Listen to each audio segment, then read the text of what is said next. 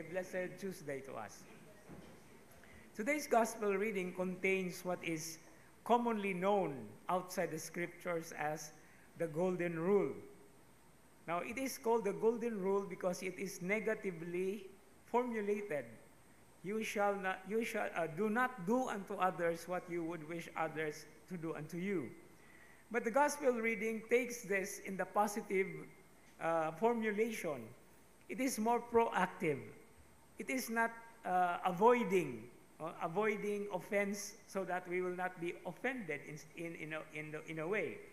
But it says there, do to others what you would have them do to you. And scholars are agreeing that since the negatively formulated one is already called the Golden Rule, scripture scholars call this the Silver Rule. Anyway, gold and silver are precious.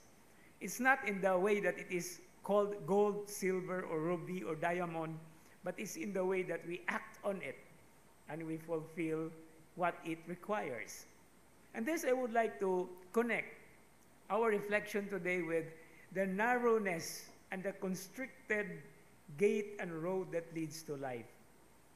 Now, why is this called narrow gate or constricted road?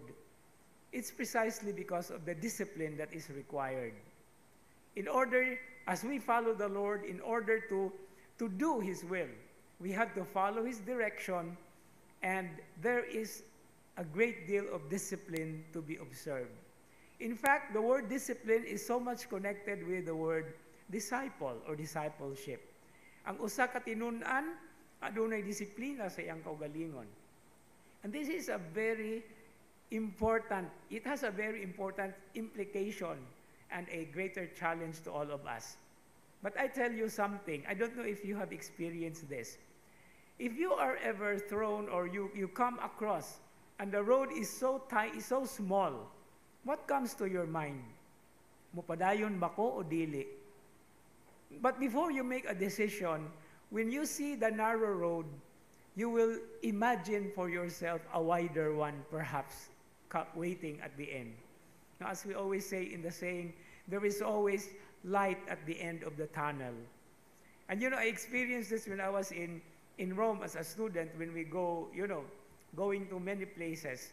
There is a particular passage, it's a tunnel, very long tunnel from Rome going to, I think, going to the southern part of Italy.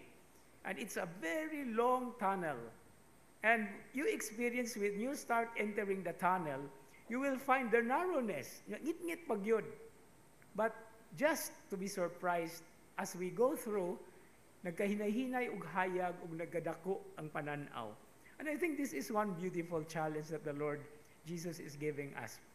It's positive thinking. That's why it's called proactive.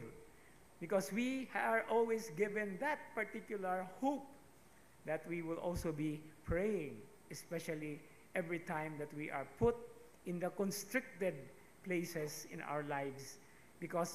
Not because we are actually in prison, but because we have so many things to do. Usahay mapriso ta sa daghan kayo na itong mga buluhaton. No, di na ta makaliho kay daghan kitang buhaton, ironically speaking.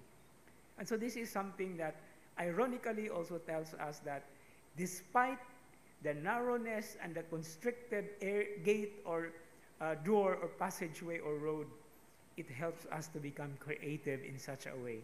And by being creative, we will see the way that the Lord, the direction that the Lord is giving us. After all, the road that we follow leads to Him, our final destiny.